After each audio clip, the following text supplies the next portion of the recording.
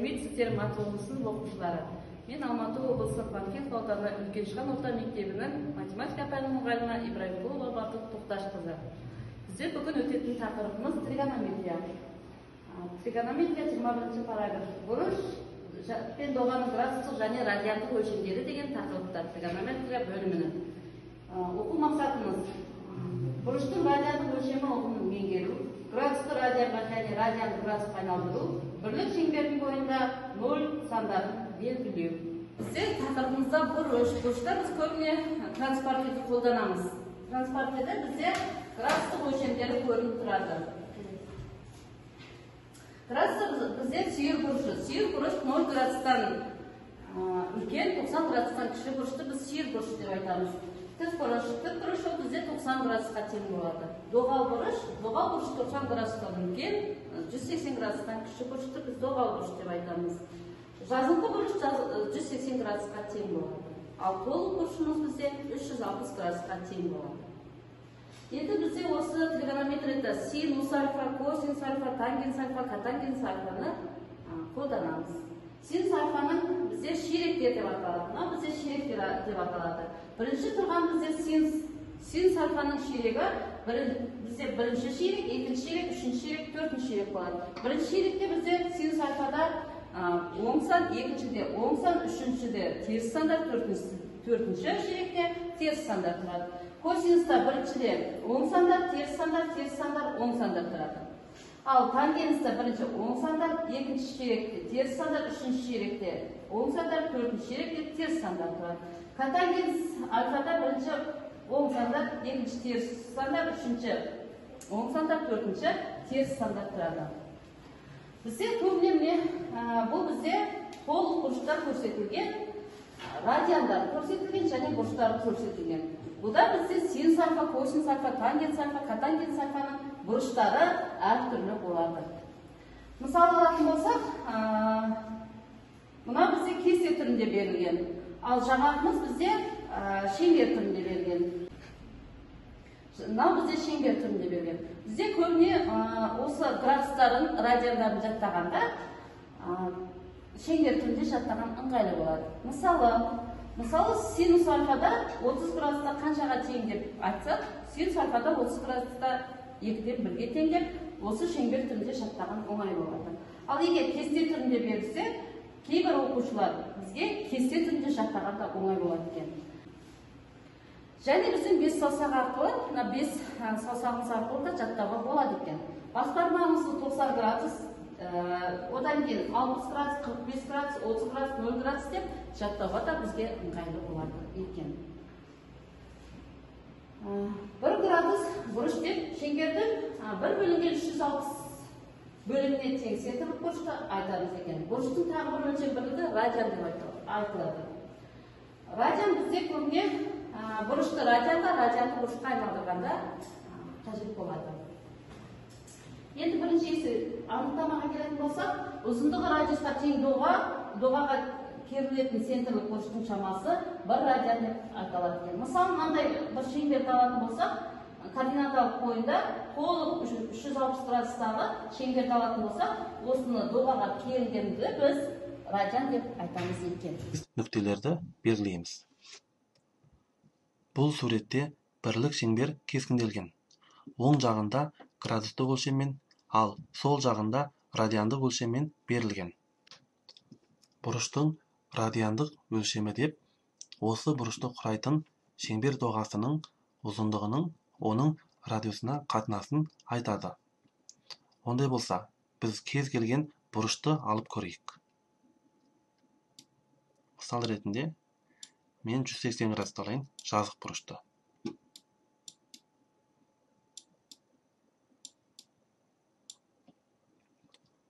Осы бұрышты құрайтын шеңбер доғасының ұзындығы дейді. Ондай болса, осы 180 градусты қоршап тұрған доға шеңбердің периметрдің жартысы болып тұр. Бізде шеңбер периметрдің формуласы 2πr болатын. Ондай болса, жарты шеңбердің ұзындығы неге тең болады? Осы 2πr-дің жартысы πr болады. Бұл осы 180 градусқа сәйкес доғаның ұзындығы. Оның радиусқа қатынасы дейді. Демек, пи-рді біз радиусқа бөлеміз. Бұлар не келіп шығады? Радиус пен радиус қысқарса, пиға тең. Сонда біз 180 градустың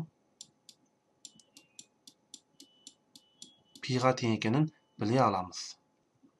Теңдіктің сол жағында бұрыш градустық өлшеммен берілген, ал оң жағында радиандық өлшеммен берілген.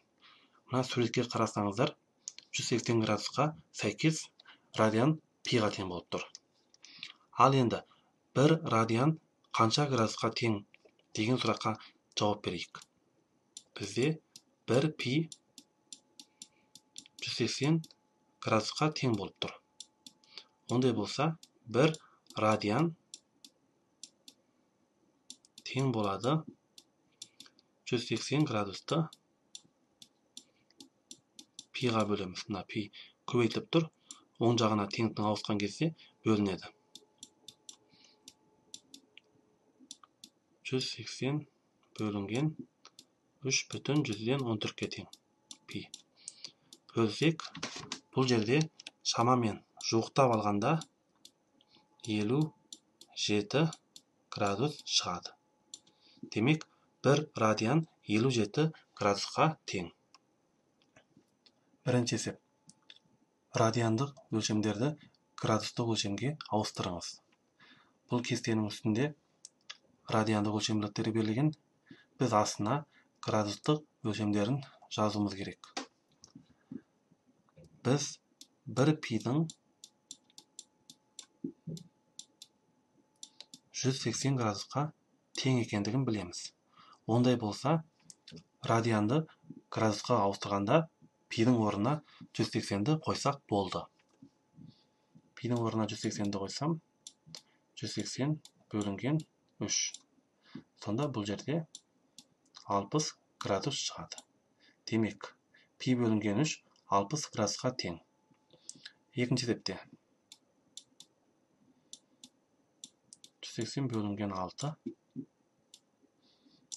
30 градус. Үшінші есепте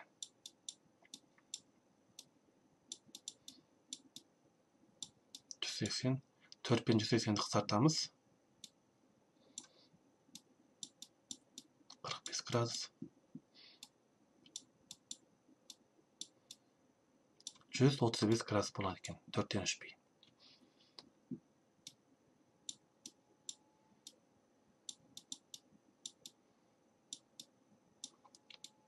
Екі мен 180-ді қысқартамыз. 90. 270 градус. Соңғы есепте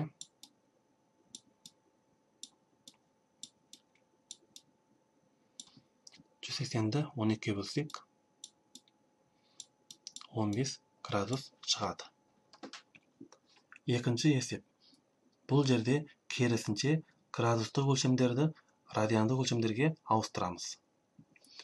Бұл есепті шығару үшін біз алдымен 180 градус пиға тең болса, 1 градусымыз қанша радианға тең? Соны табу керек.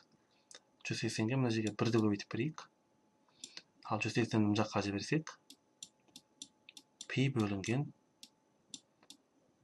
180 болады. Ондай болса, біз осы теңдікті қолданып 15 градустың қанша радианға тең екендігін таба аламыз. 15 градус тең болады. Көбейтеміз. Пи бөлінген 180-ді. 15 пен 180 қысқарады. 1, мына жерде 12. 12-ден пи шықты. Демек, 15 градус пи бөлінген 12-ге тең екен. Екінші есепте 30 градус. Бірінші есеп болсын. Екінші есеп. 30 градусты да көбейтеміз. пи бөлінген 180-ге қысқарады. Бұл жерде 6 қалады. Демек, 6-дан пиға тең. Үшінші есеп. 60 градусты да көбейтеміз.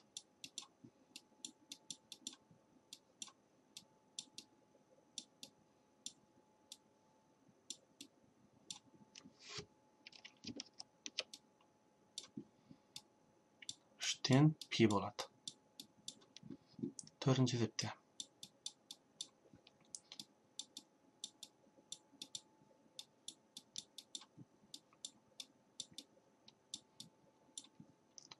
Нөл мен нөл қысар кетсін. 12 мен 8-ді нешеге бөлеміз? 6-ға бөлейік. Сонда мына жерде 2 қалады, мына жерде 3 қалады. Демек, 3-тен 2 пи.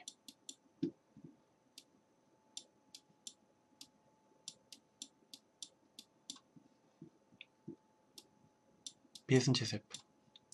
240 градусты көбейтеміз. Пи бөлінген 180. Нөлдерін қысартайық. 18 мен 24-ті 6-ға бөлсек 3 қалады, мына жерде 4 қалады. Демек, жауабы 3-тен 4 пи болады. Егер бұрыштың бастапқы сәулесі X осінің бойымен нөлдің оң жағында жатса, ал оның төбесі координаталар басында орналасса, онда бұрыш Декарттық координаталар жүйесінде стандартты түрде орналасқан. Бұрышты сағат тілінің бағытына қарсы бұрғаннан пайда болған бұрыш оң бұрыш, ал сағат тілінің бойымен бұрғанда пайда болатын бұрыш теріс бұрыш деп аталады. Берілген бұрыштарды қарастырайық.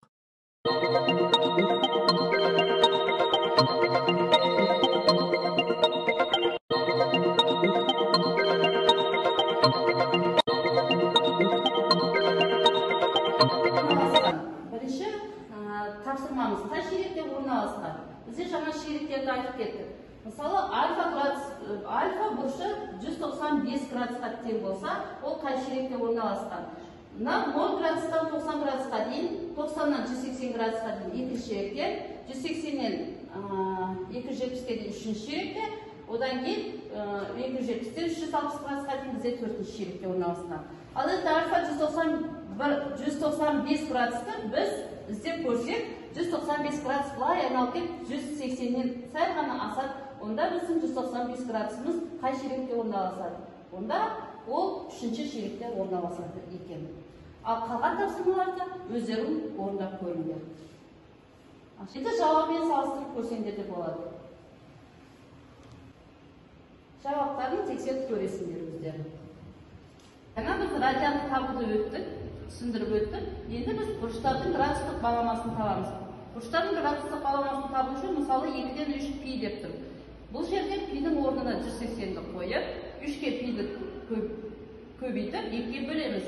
Пидің орнына 180-ді қоямыз. Сонда 180-ді 2-ге бөлсек бізде 90 градус, 90-ды 3-ке көбейтетін болсақ 270 градус. Қалған тапсырмаларды дәптерлеріңе жазып алыңдар.